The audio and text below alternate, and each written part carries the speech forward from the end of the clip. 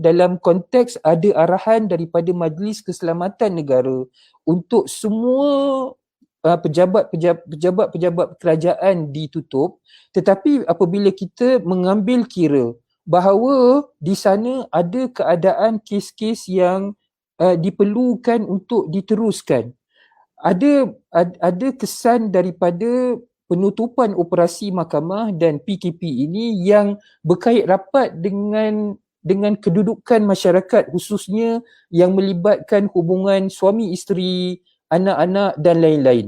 Dan dalam konteks inilah ada kesannya dan hubungannya dengan operasi mahkamah syariah.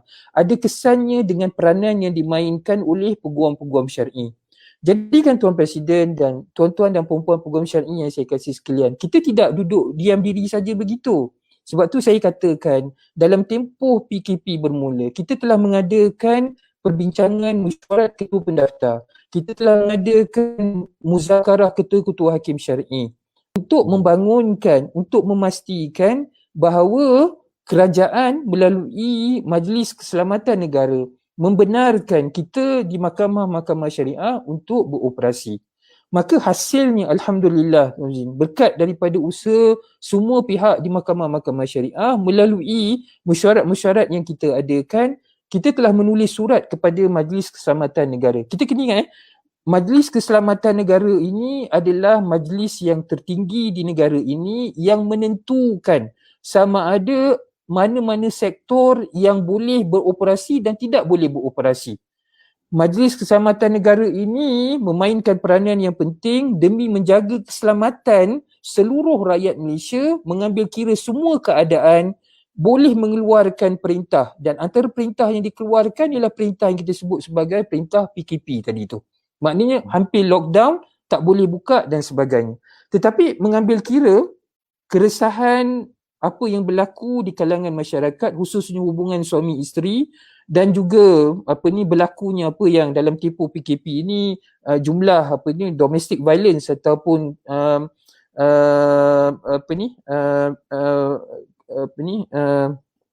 domestic violence, keganasan rumah tangga yang meningkat dalam tempoh PKP ini, dan juga mengambil kira hasrat peguam-peguam syar'i untuk membantu mereka-mereka yang dizalimi dalam tempoh PKP ini, maka kita bertindak untuk menulis surat kepada MKN, dan alhamdulillah pada 24 April yang lalu 2020 dalam tempoh PKP, dalam tempoh Perintah Kawalan Pergerakan, kita hantar surat pada 14 April dan kita hanya terima jawapan daripada MKN pada 24 April untuk membenarkan mahkamah-mahkamah syariah bergerak dalam keadaan yang agak sempit. Maknanya nak mengimbangi perintah kawalan pergerakan ini dan dalam masa yang sama membenarkan mahkamah syariah untuk mengendalikan beberapa kes yang kita kategorikan sebagai kes-kes yang terdesak. Dalam masa yang sama juga Tuan Presiden, kita telah mengeluarkan beberapa soalan lazim, frequent asked questions yang kita upload di webpage JKSM, yang kita upload di webpage seluruh mahkamah-mahkamah syariah di seluruh negara. So jadi ini adalah khutuat ataupun tindakan-tindakan yang Jabatan Kehakiman Syariah Malaysia lakukan sebagai agensi penyelaras. Saya harap tuan-tuan peguam dan peguam-peguam syar'i kena faham bahawa JKSM ini berperanan sebagai jabatan yang menyelaraskan pentadbiran keadilan di mahkamah-mahkamah syariah di seluruh negara. Kita tahu bahawa mahkamah-mahkamah syariah ni adalah mahkamah negeri. Mahkamah syariah is a state court. Maknanya di bawah kuasa negeri. Cuma JKSM ini mengambil pendekatan as a lead agency.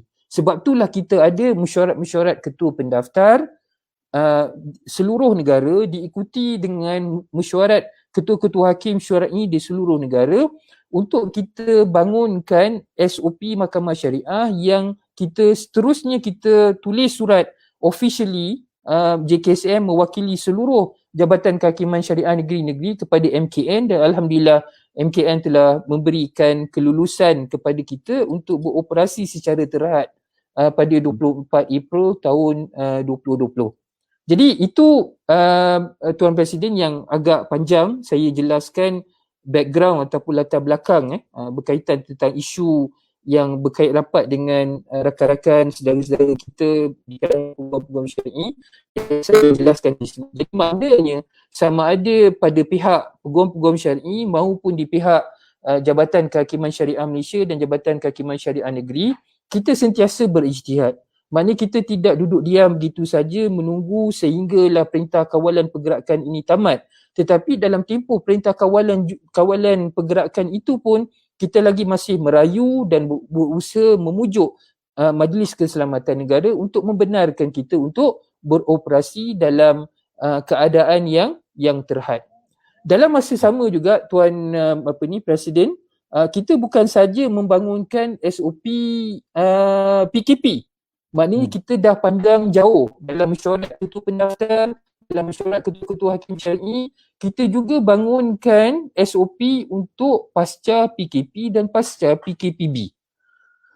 Dan insya-Allah berbalik kepada soalan awal yang dikemukakan oleh Tuan Presiden tadi itu, maknanya kalau dalam tempoh perintah kawalan pergerakan dan PKP dan PKPB ini, kita berdasarkan keputusan kebenaran yang diberikan oleh MKN, kita hanya mengendalikan kes-kes yang kita kategorikan sebagai terdesak ataupun yang memerlukan kesegeraan. Dan insya-Allah Tuan Presiden, selepas daripada 9 Jun, kalau katakan kerajaan tidak buat keputusan, saya setuju macam Tuan Presiden tadi, kita juga tertunggu dengan arahan Yang Amat Berhormat Perdana Menteri petang tadi, tetapi belum ada lagi arahan yang dikeluarkan sama ada PKPB ni akan dilanjutkan selepas daripada 9 Jun ataupun tidak. Kita akan tunggu, tetapi sekiranya tidak dilanjutkan, maka kita telah sediakan SOP untuk operasi dan SOP Mahkamah Syariah pasca PKP dan pasca PKPB. So jadi insya-Allah bila selepas daripada 9 Jun ini, kalau tidak ada sebarang arahan lanjut daripada pihak kerajaan, kita akan buka semua kes macam biasa, tertakluk dengan SOP yang kita keluarkan, yang kita telah sediakan. Dan SOP ni Tuan Presiden sudah tentu tidak lain dan tidak bukan ialah the fundamental philosophy dia ialah bagaimana kita nak mengimbangi kedudukan untuk membenarkan semua kes tanpa ada kategori yang dihadkan. Maknanya bebas macam biasa sebelum daripada PKP ini dilaksanakan, tetapi dalam masa yang sama perlu ada SOP sebab kita bimbang, precaution, ikhtiat tu perlu ada untuk pastikan supaya norma baru. Kalau norma lama tu orang awam semua boleh hadir ke mahkamah, anak beranak masuk datang satu bas yang tak ada kena-mengena pun datang ke Mahkamah Syariah. Tetapi dengan SOP yang baru ni, nanti saya akan jelaskan kemudian, maknanya kita akan menghadkan kehadiran pihak-pihak ke Mahkamah Syariah di seluruh negara, dan kita akan pastikan hanya pihak-pihak yang berkaitan saja untuk menghadiri di mahkamah. Tidak lain dan tidak bukan ialah untuk kita pastikan supaya tidak wujud kluster baru ni Tuan Presiden. Ketika ada pula kluster Mahkamah Syariah pula. So kita tak nak ada kluster Mahkamah Syariah tadi tu. So saya percaya insya-Allah kalau kita semua mematuhi SOP yang telah kita bangunkan pasca PKP ini, insya-Allah kita akan dapat melaksanakan amanah yang saya sebutkan tadi. Kita akan berjaya sama-sama menyerahkan amanah kepada pemiliknya, dan insya-Allah dalam masa yang sama kita berjaya untuk menegakkan keadilan, dan dalam masa yang sama hifzun nafs ataupun penjagaan, perlindungan kepada nyawa pihak-pihak yang berurusan dengan Mahkamah Syariah, termasuklah peguam-peguam syar'i, akan dapat kita pasti terjamin dan juga tercapai, insya-Allah. Minta maaf Tuan Presiden, agak panjang untuk soalan yang pertama.